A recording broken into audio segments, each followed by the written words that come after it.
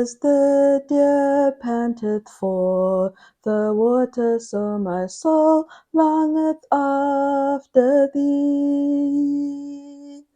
You alone are my heart's desire, and I long to follow thee. That is one prayer Christ will always, ever answer. That longing to follow him, he will grant you that desire to follow him, to be his sheep. And we will hear his voice and we will follow him. And he knows us and we will get to know him too.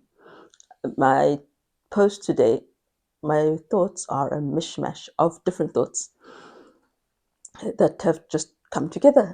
And yeah, it's a mishmash of many things that have been on my mind. So I'll start with my morning reading from the Bible. I've been reading Acts, and today I was reading the chapter where Peter, that infamous, eat this, no, I don't want to eat it because this is unclean. Jesus telling him, don't call anything that I have said is clean. Don't call it unclean. Don't call it evil. Don't judge it as being unclean. And of course, as we know, he wasn't saying, now pigs are clean. He was saying, food, I have said, these are unclean meats. But I've not said a human is an unclean human. So stop your Jewish prejudice. And we know that he was getting ready to be sent to Cornelius, who was not a Jew, a Gentile, what the Jews designated as an unclean person. And then we know what happened after that. While Peter had this vision, 3 men were already waiting downstairs to take him to Cornelius, a non-Jew. And what happened there? Cornelius was a more open-hearted person than many Jews had been. And that's when Peter's eyes were opened. These people are just like us. And then the Holy Spirit falls on them. What had Cornelius been praying for? He had been praying and giving. He had been a better Christian than any Jew could ever have been because he earnestly desired to follow Jesus. His heart panted after the Lord, and the Lord heard his prayer, and he brought him someone who would teach him the way, who would help him walk the narrow way. And so he and his household all got better information and a deeper understanding of who God is. That is the prayer that God will always answer with a yes. You want more knowledge? I will give it to you. Here's the Bible. Here are books. I'll send you someone. I will help you. Yes, I want you to know me just like I know you. That's the answer. And we've discussed that before. That's one question God will always say yes to. So I'll move on quickly. We also then, something else that has been on my mind is the word but. Cornelius was rich and Jesus helped him, but there were faithful people during Elijah's time who were not Israelite. And all God did was to give them just one thing. The couple who were childless, he gave them a child. He didn't make them rich. He didn't take away their problems. He even let their child die. The other one, the widow, he didn't suddenly make her rich. He didn't give her or create for her a husband. She was still poor. He didn't make rivers of water to flow and fish and bread and scones and muffins and rice. She still had the oil and the flour to make bread and bread and bread and bread.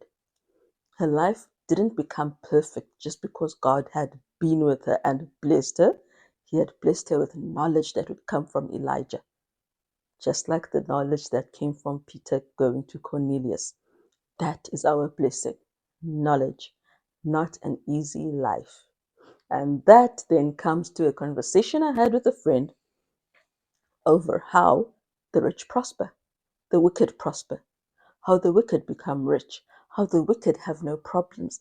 Just like David complained in Psalm 73, why is it that they are prospering? And here I am. I love you, but you've left me miserable. Why is it? That's not fair.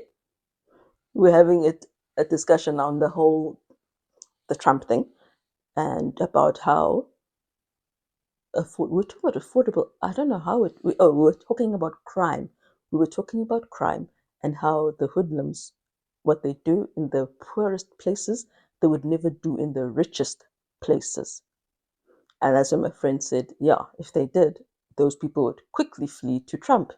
And I said, and the irony or the sad thing is, there are many of us who've wanted land, a lot of land to build on, to plant on, not build on, to plant on for our children to run on. But it's too expensive, especially here. We've been through that conversation as well here. So even when those people leave, it's not like they're saying, government, you can have the land that was taken from whoever and wherever, and we know it wasn't taken fairly, so that the government can use it. I admire the city of Cape Town. They are trying as hard as they can to get poor people. I mean, that's what they are.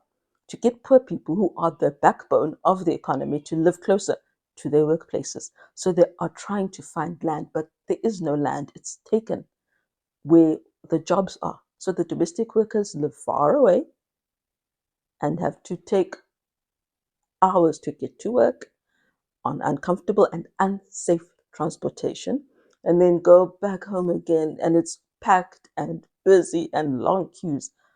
We had to queue from 4:30 in the morning to go to school, out in the taxi rank, at the taxi rank, and there was no shelter at our one.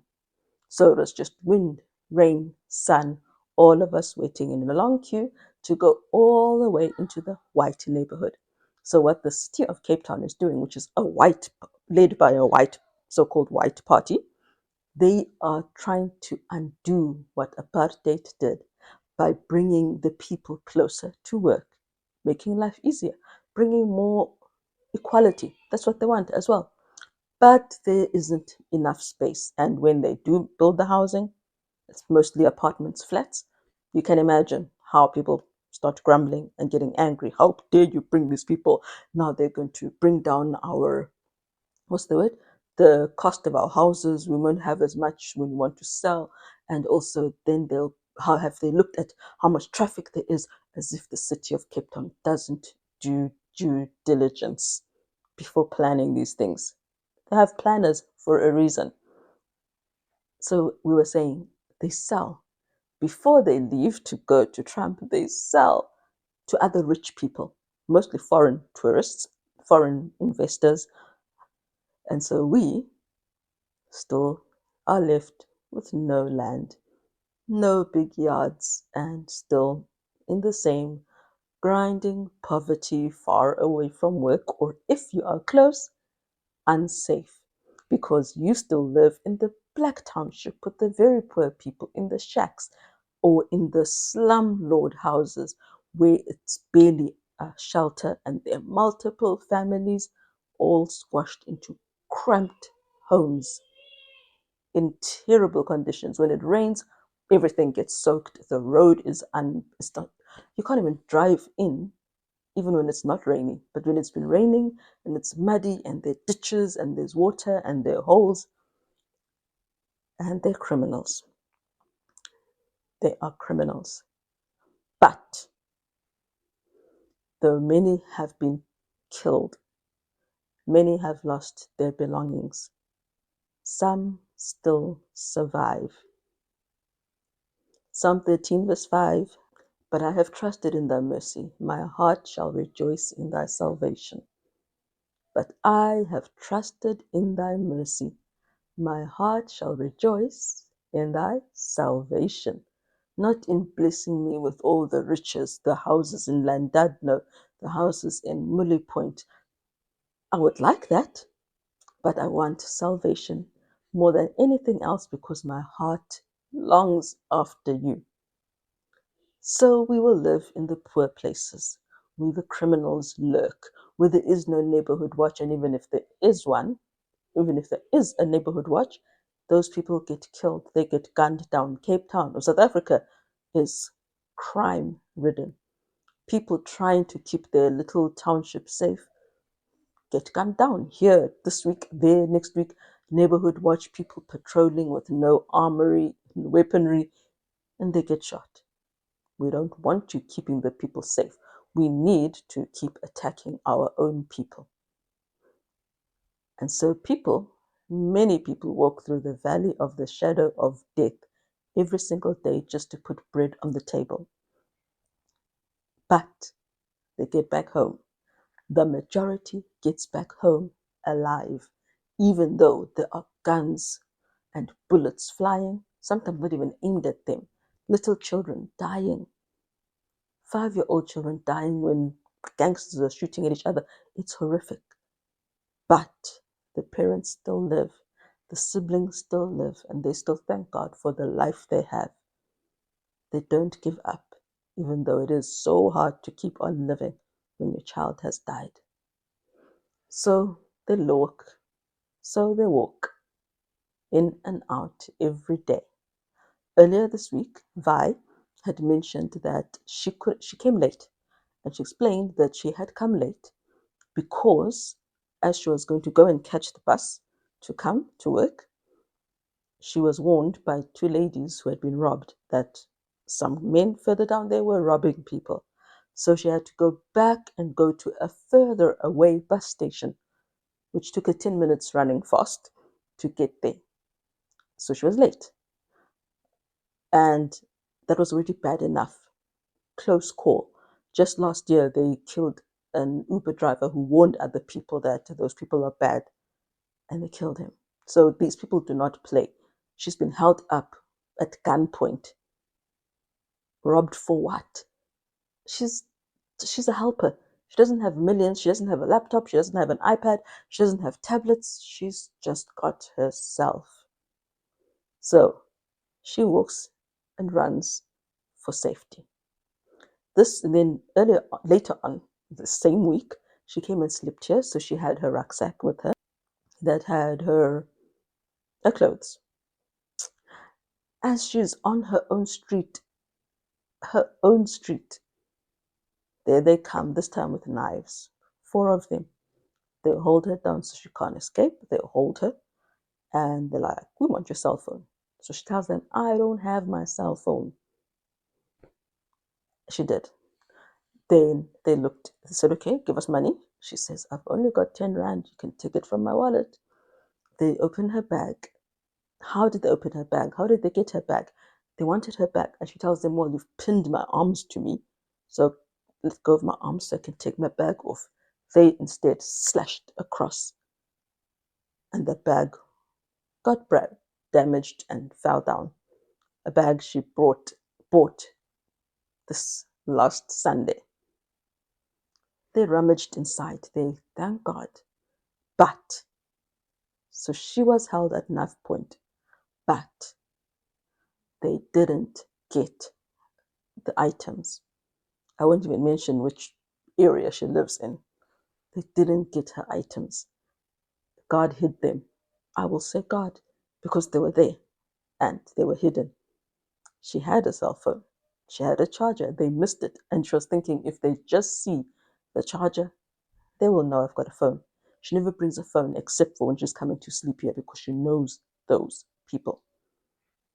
And that actually brings me to another but. So when they were still busy with her things, she went and she gave her phone to another neighbor there in her street. They know each other. She's also from Malawi. And then they called her and said, "Come take your things. We don't want these things." So she went and got her broken bag and took her things, got her phone back from the neighbor, and got home safely. She was attacked, but they didn't harm her. She was in trouble, but she came out of it safely, having lost only a bag, which is so much easier to replace than a cell phone. So we thank God for that but. Which brings us to another but. But I have a question first. What are your buts? What are you thankful for despite the hard times? As we've seen with David and all the faithful people, the devil will always make life hard, So they forsake God. Or He will make their sinful life seem so attractive that they will forsake God for the greener pastures which are full of poison and death. So the closer you are to God, the harder and stronger the weapons are that are trying to form against you. But there's always something to give thanks for. Paul, James, all of them, they tell us give thanks. Godliness with contentment is great gain. Give thanks. Be content. Have a but. How did I find this out? It wasn't actually Vi who told me. My son told me. He's autistic, but he does worry about people. You know, there's the whole they have no feelings, they have no affection, they don't care. That's not true for many autistics. It's just a matter of how they show it and when they decide to show it. But my son, my 9-year-old, is the one who told me when I was driving his sister, taking his sister for a drive. He's the one who told me about it. He was worried about her, anxious, sad, autistic, but can worry and care. And unfortunately, because the roads are so narrow, so messed up and dangerous, and it's far, I can't take her home either. And many times one child is in the bath and there's no one else at home anyway, so I can't leave the one and take the others. It's just too far, and coming back, the traffic is even worse. So I can't take her. My body just doesn't allow me. Neither does the children's schedule. So she has to walk the valley of the shadow of death like most people have to. But her situation showed me my son's ability to care and worry, which I knew, but this is another one, another sign. Autistic, but. His little sister, his 5-year-old, autistic, but. Lots of ADHD, lots of energy, lots of anger sometimes, but it has improved. The violence has basically died down. And she loves school. And she can show gratitude. They say, we know autism is a social communication disorder and all the other things that it is, but she can communicate her happiness at doing her schoolwork. She can communicate and learn. Not all can, but she can learn. And I'm thankful for that. Yes, you did. 2 plus equals makes 4. 2 plus equals makes 4. Fill in more blocks. Look out the block. Yes. Given how well she's been doing with reading, I have been downloading Alpha Blocks, which is a like blocks of letters that teach children how to read words. And she loves it to bits. So that's what she's referring to. Forget maths. It's time to think about spelling. C came and C came. What are you doing? Oh dear, what are you doing? I'm playing. I'm doing school. Okay. And look. So can you? How about this? I think it looks good. Thanks. Thank you. You are most welcome. Thank you for coming to school. You're welcome. It was terrific. It was fun. I'm glad you think so. Thank you so much. Oh, you're welcome. I'm so glad to do some schoolwork. Yes, and we will still finish off your hair. I don't know when. Bye. And that's on ADHD meds. You're such a cutie pie. Bye-bye. Bye. Her sister, her 10-year-old sister, learning disorders, ADHD, but she has a heart. Yes, she has all the other not so positive traits that you'll find amongst those who are moderately and to severely ADHD, but she has capacity. She's got EQ. She has got EQ more than even her teenage sister, who is very blunt. No, that's not a good drawing. That. And I keep telling her, stop it. But Emerson doesn't need to be told. She knows what to say. My 5 year old, her sister typed a story for her, which when by the time it came to her, it didn't actually make sense. It was about a cat, but none of us understood what she was trying to communicate. And my daughter says to her, she read it out loud. And she says, "Oh, cool story, Nene." Just like that. She might not have the right cognition, ability to think, but she's definitely got the right heart. But she's definitely got the right heart. Our daughter who doesn't speak, she's happy. She's happier these days. She was angry, but she's less angry now. And this morning, she did ask for a drive at 11, but not in the morning. But see, I found a but. She is happier. She's cuddlier. She no longer hates touch. So many of the traits that defined her vision of autism are gone. There are others, of course, and the others still remain, but many of them are gone. And I'm thankful for that. So, yes, she's still autistic. Yes, she still has intellectual challenges, but she is no longer pulling me. She's no longer coming to my room, leaving the kitchen, leaving everyone there, coming here to pull me to get something she can actually reach. She's still eating a lot, but she is taking the items herself. There's always a but somewhere. Sometimes we have to look really hard, but it's there. God always gives us the sunshine and the rain. There's a glimmer somewhere, somewhere. And if we see through his eyes, with his eye salve, we'll be able to see it. All right. Up you go up the slide.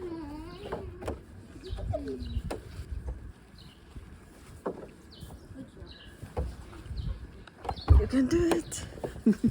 Yeah. You did it. Up you got. You walked up the, Slide. pulling on the. Huh? Is it nice and easy and simple? Yes. Good. And when you first did it, how was it? It was tricky. Cool. So you've grown, hey? You've improved. We have no idea why, but our non-speaker likes to put her big sister in the wardrobe. Don't ask me why. It's just another one of those. Things are hard, but there's still something to laugh at. Wow. Uh, I've been thinking. I've been thinking that I don't have much to say about South Africa that's positive. Everything just seems to be so bad. But there is good even in the bad. There's a teacher I'll just use his surname Siwela, who's thankfully been fired. He's no longer a teacher, he's an ex teacher. This man, Kensington High School, he has been, for at the very least, targeting grade 8 children. Imagine this is your first year in high school. Your first year in high school, and you've got this horrible teacher. He teaches natural science, and he would, when the children are doing a group project, those are children, he will come, put his hands around them, and touch their breasts. Another child, she asked to go to the toilet as she was, she needed to go and take care of her sanitary needs. The, this man told her, "Take off your clothes, get undressed, so I can prove it for myself." Thankfully, of course, the girl did not get dressed. She had to just go back to her desk. Imagine what he's done to her. Stripped her of her dignity and left her to be stuck like that because of some of his jollies that he gets from being a predator.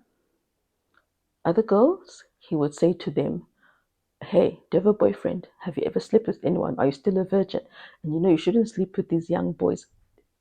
When I was in grade 8, what we called standard 6, I'd never even seen a penis. The first time I saw a penis was in first year university when we had to cut people, dead people. But in standard 6, I'd never even had boyfriend. Not yeah, I hadn't even had a boyfriend. I never kissed anyone. Sex was not on my mind at all. But here he is asking these children. I know things have changed. If they have had sex, who they're sleeping with, telling girls, other girls in the class, that they should sleep with him. He will take good care of them and leave the boys. Another one, he asked her what she should get for her mark, and she said, maybe 15 out of 20. And he said, nah, you should get 18 because you're beautiful. Thankfully, she still didn't like his comment, but she was not flattered. Another girl, he told her she only deserves 11 out of 20 because she's ugly, I guess, because she looks like her father, which means she's ugly in his way of thinking. He's telling her, you're ugly. And that one touched me. It was a raw one because, as you know, my mother used to tell me, you look like a boy. You look like a boy. Your forehead is too big. You look like a boy. You look like your brother. So that's what I also got from it. You're ugly. You're not even feminine in your looks. And that's what he was telling this girl. And girl, as I left in the comment underneath that news article, I've been there. You have a beautiful smile, and your heart is radiant because you have helped save other children from going through what you have gone through. So he tells these children these things. He told them, I give you marks based on how the shape of your body. This man is a terrible predator, touching girls, grabbing them, wanting to kiss them, talking about sleeping with them. And so there is a predator on the loose. But those girls, as young as they are, have been brave enough to go and tell. He told them, if you tell, I will make your life miserable. He told another one, if you tell, I will make sure you don't finish matric. That's grade 12. But one child still went and told, and then other children were also asked and they told, and independent of each other, they corroborated exactly what this man is like. The stories matched perfectly. And even when they were asked over and over, because it's the truth, you can't make a mistake when it's the truth. And so they got that man out of that school. He's going to be on the National Child Protection Register, never allowed to work with children again, definitely not allowed to adopt or foster. I pity anyone who has a child with him, or I pity his neighbors. But because they have named him, people can be aware of him and avoid him. So predators continue to roam our schools a lot, teachers especially. But these girls made sure that their teacher, he does not get away even with his positive remarks and flattery. Well done to them. They are my big South African butt. I'm thankful that you are safe right now, that you are alive. There's a reason you're alive. There's a reason I'm alive. And though I'm struggling at night, the Rinvoq has swelled my throat up inside. And sometimes it just closes up and I can't breathe. So that's a problem. But I'm still alive now. I will need to check it out. I know I will need to talk about it with the doctor at some point. But it's helping me. So I am praying that we will find a happy medium, be able to use it, but stop these kind of worrisome side effects. My sisters who are sick are still sick and they're going through flares, but there's love. We know we pray for each other, we care about each other, and that is what matters the most. Caring, community, contentment, love. God loves those who love Him. He's not a respecter of persons. Anybody who wants to know Him, He will grant them their request. And that is where I will end today. I'm thankful that I have the Bible to keep me up, to prop me up. All the suffering that others went through. That's how we know God did not forsake us. And also, though we feel like it's sinful to say, if we didn't know better, that I'm quoting her words, my friend's words, if she didn't know any better, she would just say, God, you're unfair. We may sometimes chastise ourselves, but David, at the time when he was a man after God's own heart, he too felt those emotions. God is strong enough to bear our emotions, the positive and the negative. He wants the negative but as well. Like, Lord, I wanted to move out the city, but instead you've put me in a township. Where's the fresh air? And I will end on another but. I'm sorry. Speaking of the countryside, those who know me very well know that that has been my dream. But the countryside doesn't have occupational therapists.